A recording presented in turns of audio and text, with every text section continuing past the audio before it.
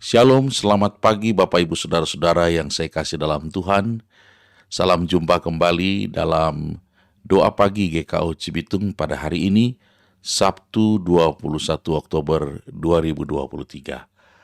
Saudara-saudara, bagi saudara-saudara yang sudah memberikan komentarnya di live chat, maupun yang tidak mencantumkan komentarnya, saya boleh menyapa Bapak Ibu Saudara sekalian. Semoga kita semua ada dalam damai sejahtera Tuhan. Kita akan mulai doa pagi kita saat ini. Saya mengajak kita semua bersaat teduh.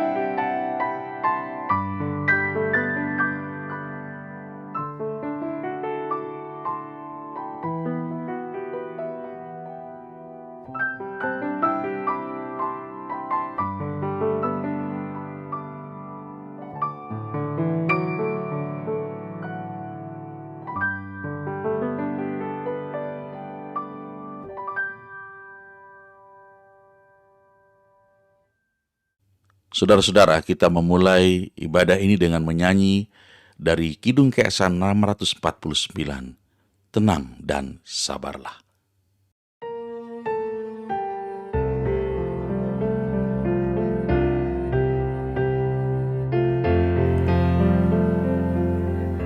Tenang dan sabarlah wahai jiwaku, tahan derita, jangan mengeluh. Serahkan sajalah pada Tuhanmu segala duka yang menimpamu. Allah setia, tak mengecewakan, yang di naungannya ingin berteduh. Tenang dan sabarlah wahai jiwaku, biarkan Tuhan yang memimpinmu, sebab di tangan Allah masa lampau dikendalikan masa depanmu. Gelombang dahsyat akan menerpamu, karena di bawah kuasa Tuhanmu. Mari kita berdoa. Bapa di surga, terima kasih buat pagi hari ini. Kalau kami diberi kesempatan untuk memasuki doa pagi di hari ini, kami percaya ini kuasa-Mu. Urapi kami Bapa di dalam ibadah ini, dari awal hingga akhirnya, jadi di dalam nama Bapa, Anak, dan Roh Kudus. Amin. Sebelum kita mendengar firman Tuhan, mari kita menyanyi lagu Bila Topan Keras Melandamu.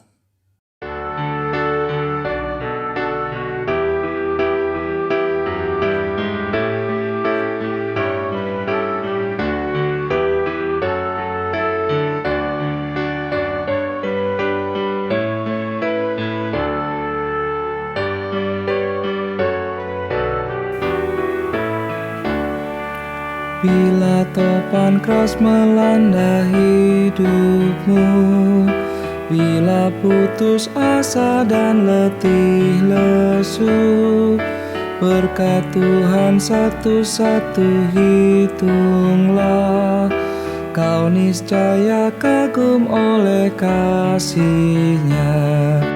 Berkat Tuhan mari hitunglah, kau kan kagum oleh kasih-Nya.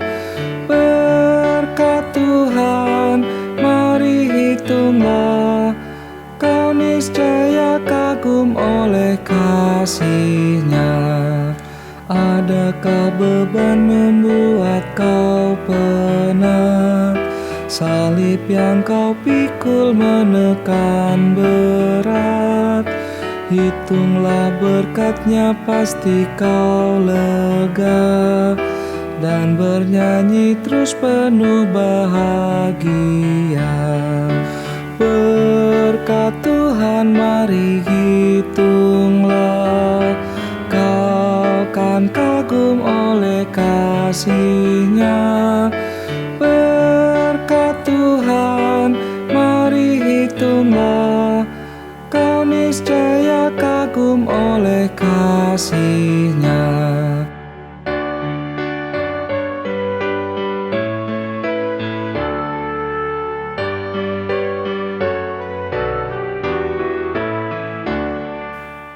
Saatnya saudara-saudara kita akan mendengar firman Tuhan.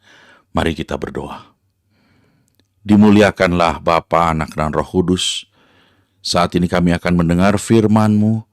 Urapi kami dengan kuasa-Mu, agar apa yang kami baca dan renungkan dapat kami pahami. Dalam nama Tuhan Yesus kami berdoa. Amin. Saudara-saudara yang dikasihi oleh Tuhan, pagi ini kita akan berbicara mengenai 6 akibat berkompromi dengan dosa. Saudara, apa itu kompromi dengan dosa? Definisi kompromi dengan dosa adalah sebuah sikap iman seseorang atau sikap iman banyak orang yang sifatnya keliru dan tidak konsisten antara menaati Allah di satu sisi dan masih terus memberi ruang bagi dosa di sisi lain. Bahasa Yesus untuk kompromi dengan dosa adalah munafik. Rindu untuk menaati Allah di satu sisi, tapi rindu untuk terus-menerus membiarkan dosa terus bekerja di dalam hidup kita. Definisi kompromi dengan dosa dimiliki oleh banyak tokoh-tokoh Alkitab yang menjadi pelajaran bagi kita untuk kita jangan menirunya, sekalipun kompromi dengan dosa mungkin terlihat menyelesaikan banyak soal menurut kita, tetapi sesungguhnya dia merusak banyak jalan hidup anak-anak Tuhan. Mari kita pelajari apa kompromi dengan dosa itu. Yang pertama, kompromi dengan dosa merusak promosi Allah atas hidupmu. Pembacaan firman Tuhan diambil dari 1 Samuel 13 ayat 13 sampai dengan ayat yang ke-14. Demikian firman Tuhan. Kata Samuel kepada Saul, "Perbuatanmu itu bodoh. Engkau tidak mengikuti perintah Tuhan Allahmu yang diperintahkannya kepadamu. Sebab sedianya Tuhan mengokohkan kerajaanmu atas orang Israel untuk selama-lamanya. Tetapi sekarang kerajaanmu tidak akan tetap.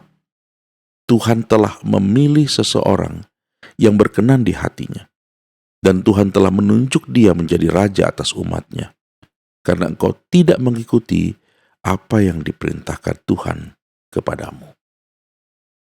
Saudara-saudara yang dikasihi oleh Tuhan, pembacaan dari 1 Samuel 13 ayat 13 sampai 14 merupakan awal dari hancurnya karir Saul. Saul adalah raja pertama orang Israel. Tuhan sendiri yang menunjuk Saul. Tuhan sendiri yang memilih Saul. Tuhan punya promosi yang luar biasa.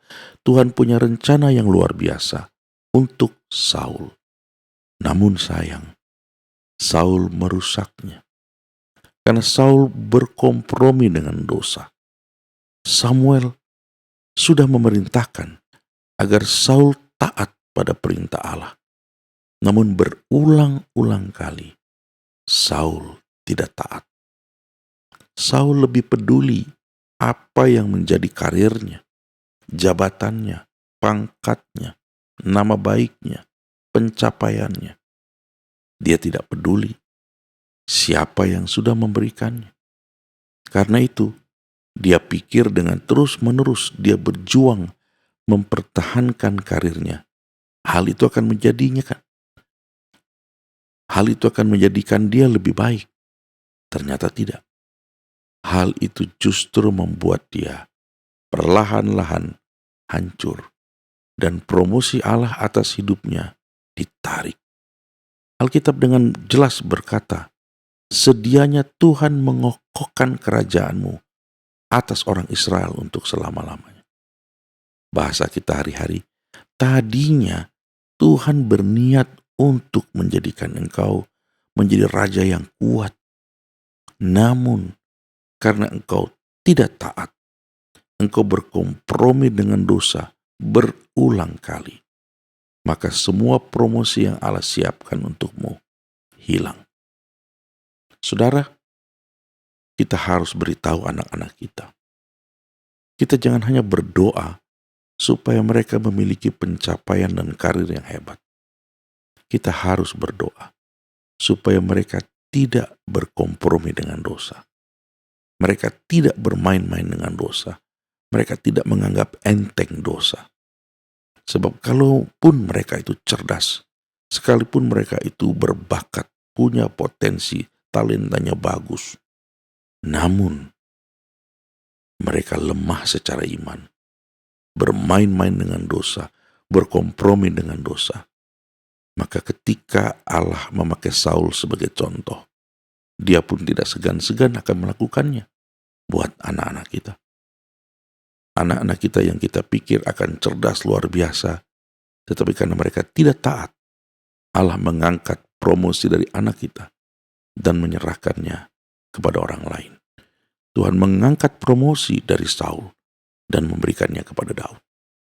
Ingat saudara, kompromi dengan dosa merusak promosi Allah atas hidup seseorang. Yang kedua, kompromi dengan dosa menghalangi berkat Allah atas hidupmu. Ulangan 28 ayat 15 sampai dengan 20 berbunyi demikian.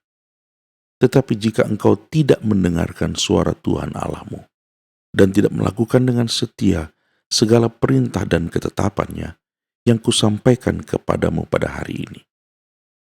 Jadi Tuhan ingin bilang, kalau kamu tidak taat, kalau kamu berkompromi dengan dosa, maka ini akibat.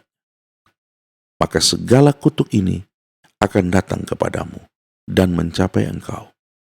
Terkutuklah engkau di kota dan terkutuklah engkau di ladang. Terkutuklah bakulmu dan tempat adonanmu. Terkutuklah buah kandunganmu, hasil bumimu, anak lembu sapimu, dan kandungan kambing dombamu.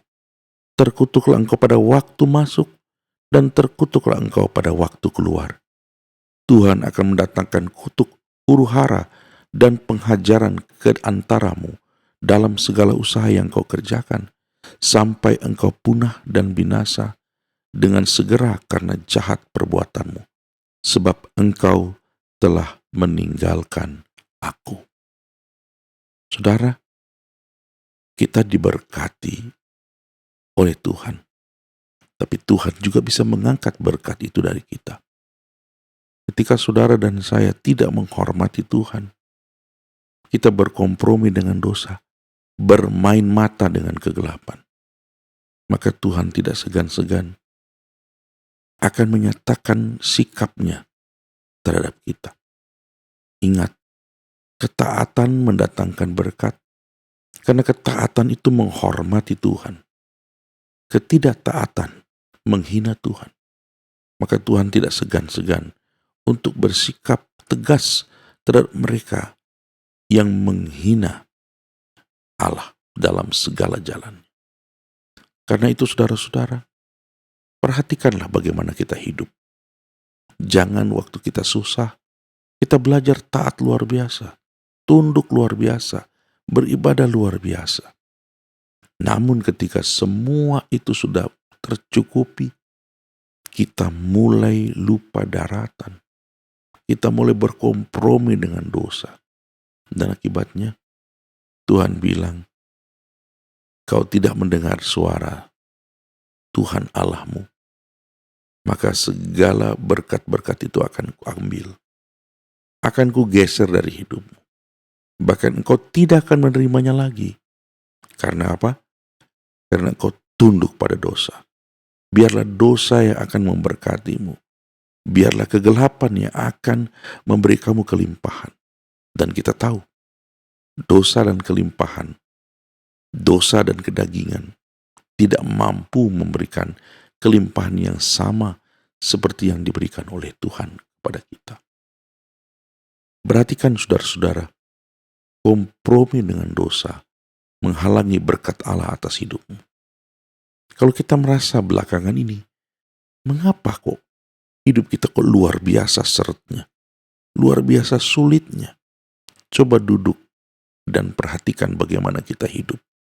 Perhatikanlah, apakah kita melakukan kompromi dengan dosa dalam jalan hidup kita? Baik ketika kita sakit, ketika kita sehat, ketika kita ingin mendapatkan berkat. Adakah jalan-jalan yang kita jalani, ada kompromi-kompromi yang kita lakukan? Kita bekerja sama dengan kegelapan atau menggunakan cara-cara gelap untuk mendapatkan maksud. Kalau itu kita kerjakan, bertobatlah. Supaya jangan berkat Allah terhalang atas hidupmu, karena engkau yang menghalanginya sendiri.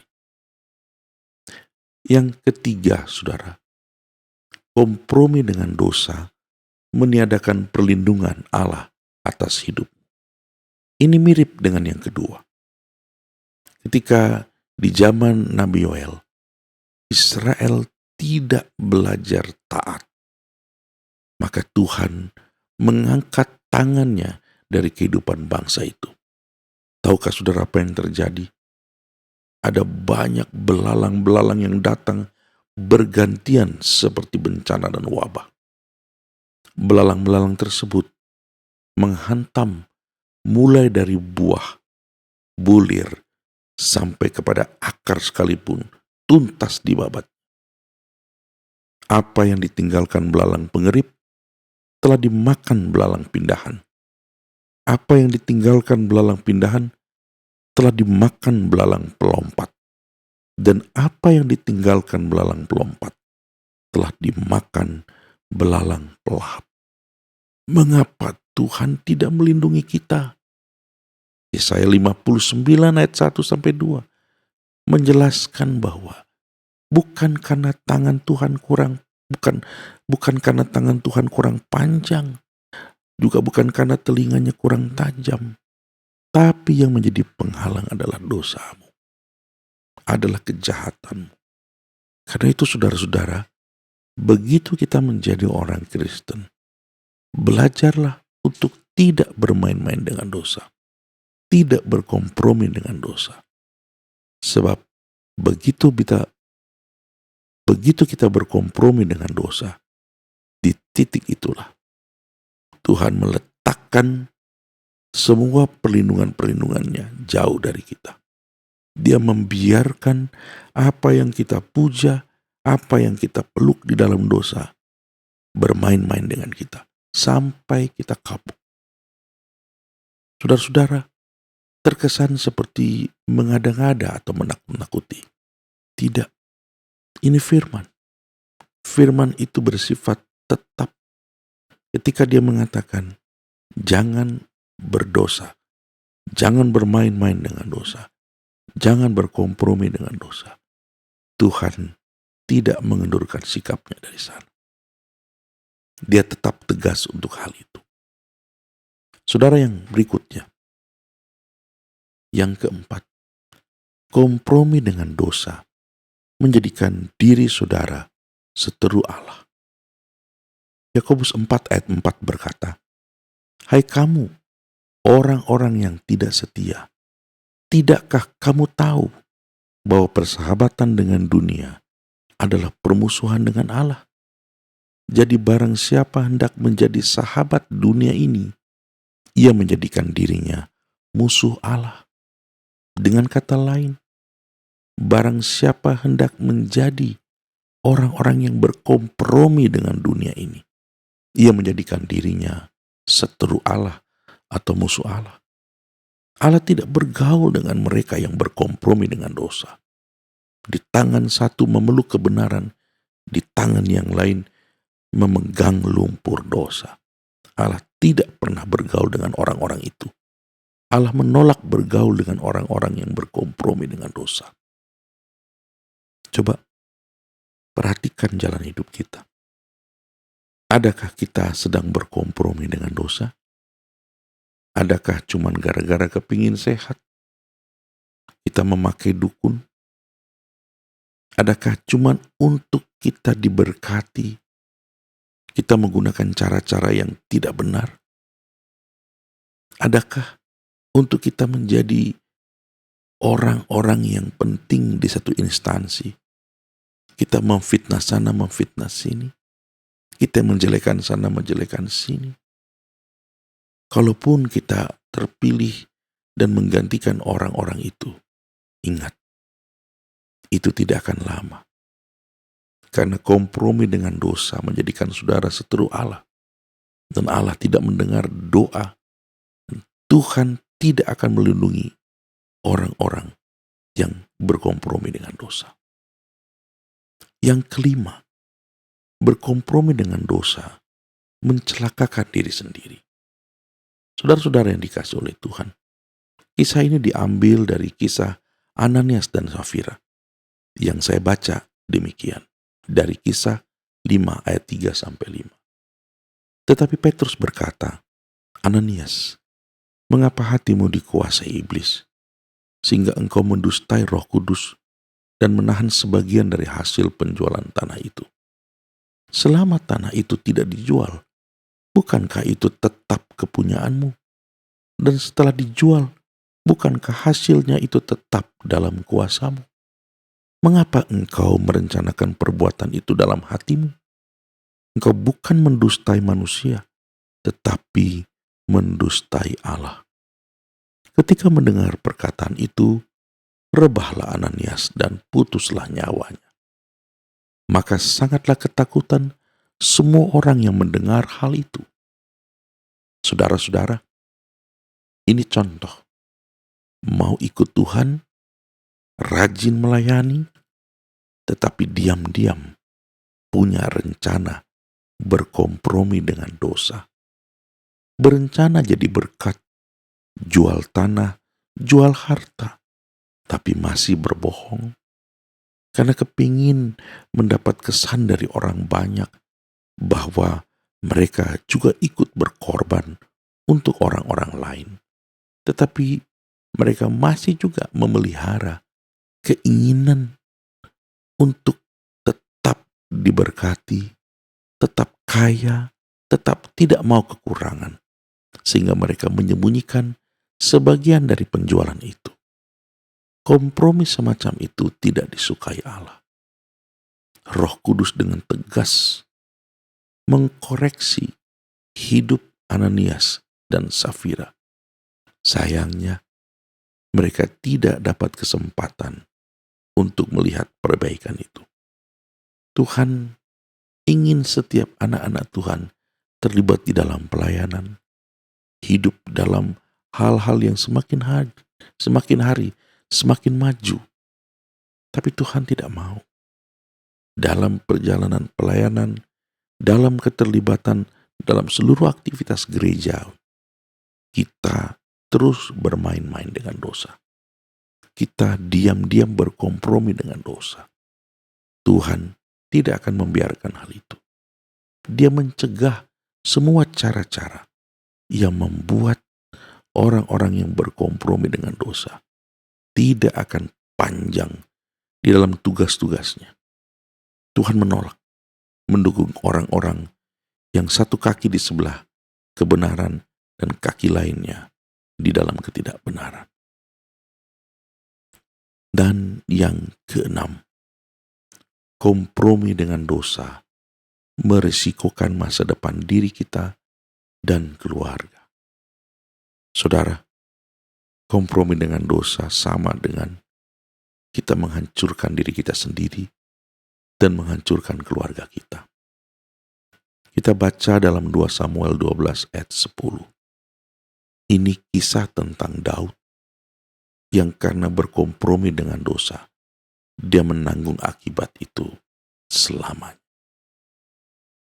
Oleh sebab itu pedang tidak akan menyingkir dari keturunanmu sampai selamanya, karena engkau telah menghina aku dan mengambil istri Uria orang Het itu untuk menjadi istrimu. Saudara, Daud bertobat, namun akibat dosanya terus berlangsung. Daud berkompromi dengan dosa, mengambil Batsheba dan membunuh suaminya. Akibatnya, sekalipun Daud bertobat, akibatnya tetap datang kepada dirinya dan kepada keluarganya. Pedang tidak akan menyingkir dari keturunanmu sampai selamanya. Saudara, kita berpikir akan kita sudah bertobat. Enggaklah. Tidak, saudara.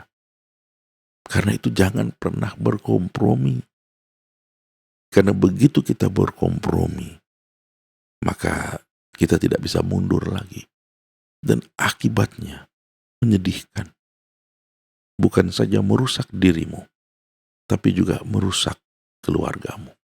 Apa yang terjadi pada Daud? Semua keturunannya, semua anak-anaknya harus berhadapan dengan pedang. Ini menunjukkan kepada kita bahwa Allah tidak bermain-main dalam sikapnya terhadap dosa. Allah mau kita tidak abu-abu. Allah mau kita tidak ragu-ragu. Allah mau kita tegas, panas-panas atau dingin-dingin sekalian.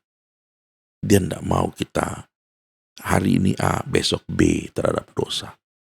Dia tidak mau kita berkompromi dengan dosa. Dia ingatkan kita, dosa yang membuat saudara dan saya terpuruk, hancur.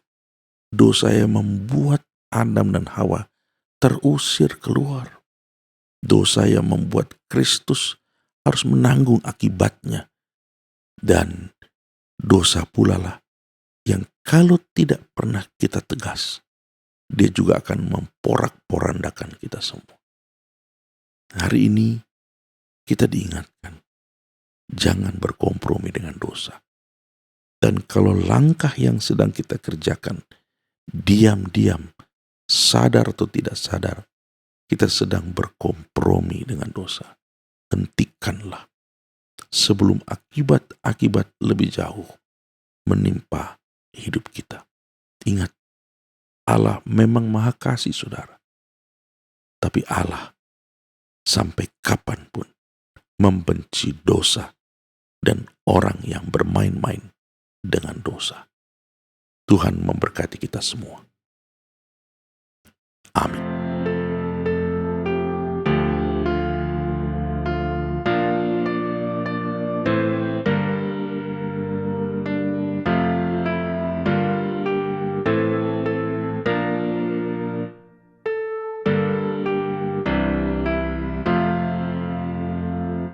Hidup yang jujur hendak ku serah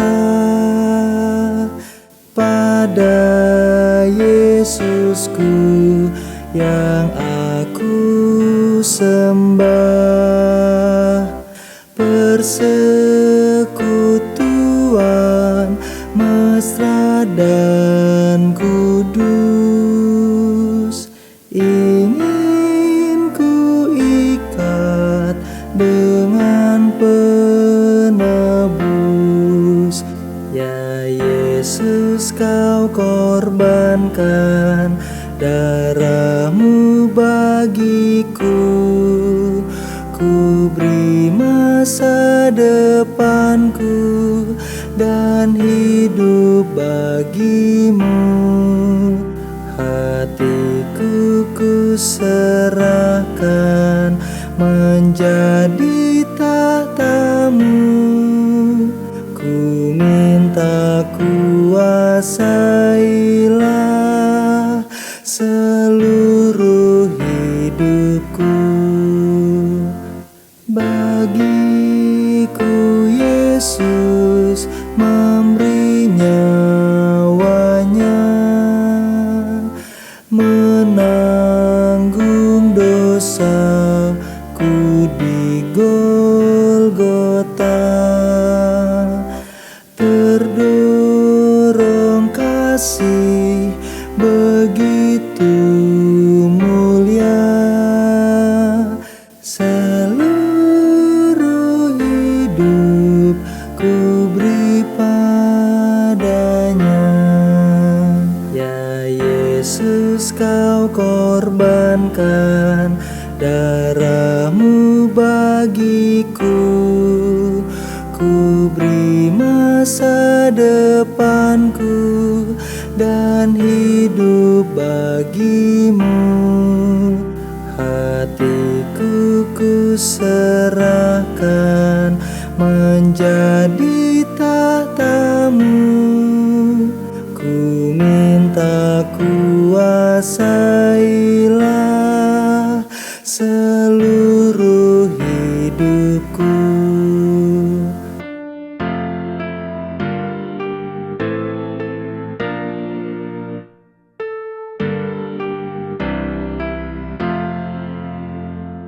Bapa, pagi ini terima kasih buat firman Tuhan yang mengingatkan kami kembali untuk kami hidup setia dengan Tuhan, tidak berkompromi dengan dosa.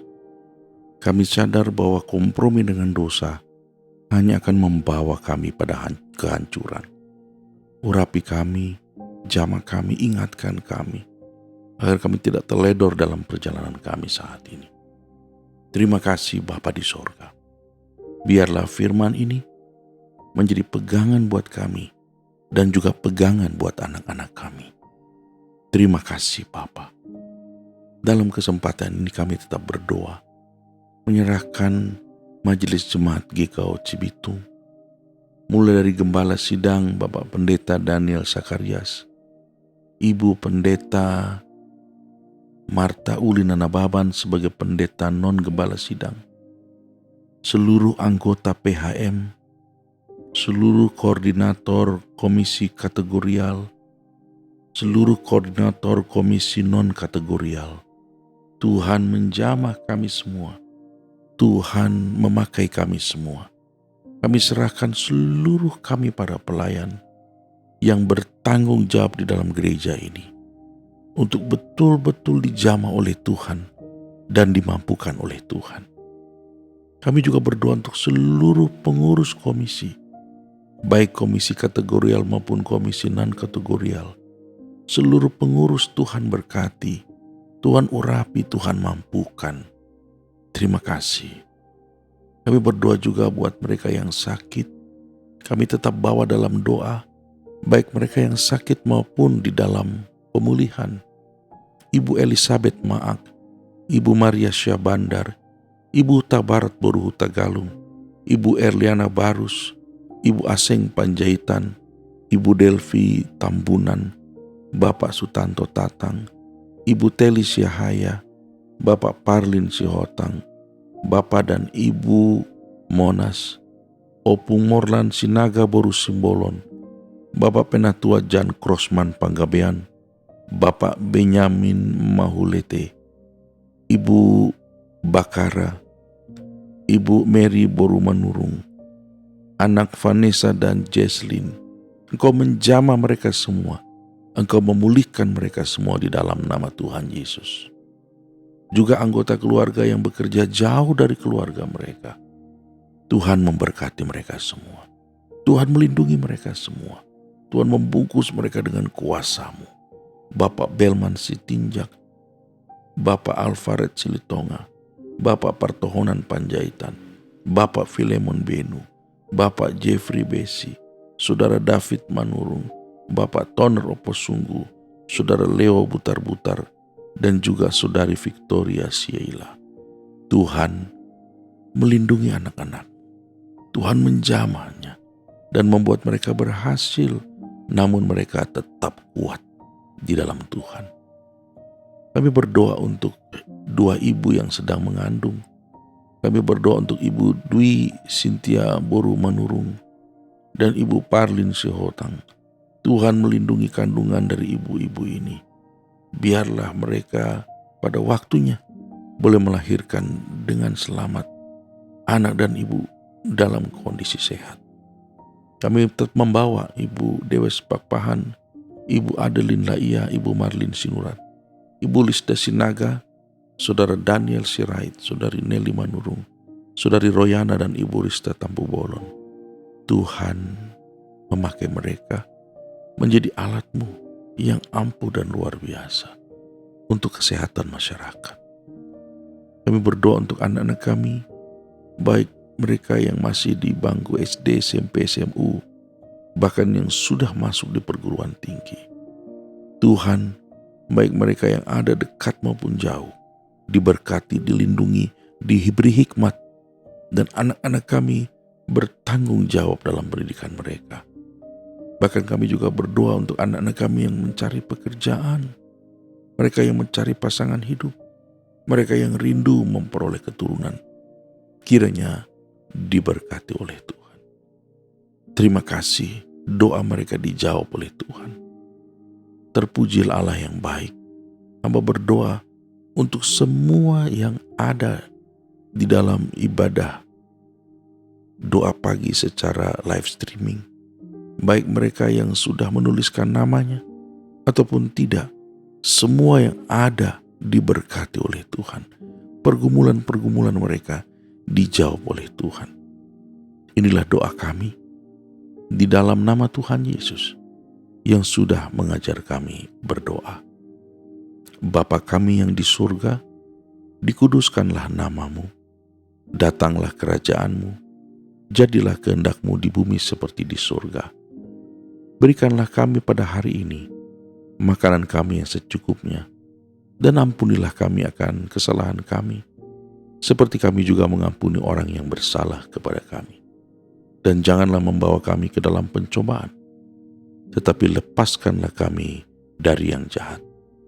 Karena Engkaulah yang punya kerajaan, dan kuasa, dan kemuliaan, sampai selama-lamanya. Terimalah berkat Tuhan. Tuhan memberkati engkau dan melindungi engkau. Tuhan menyinari engkau dengan wajah-Nya dan memberi engkau kasih karunia. Tuhan menghadapkan wajah-Nya kepadamu dan memberi engkau damai sejahtera. Bapa, terima kasih.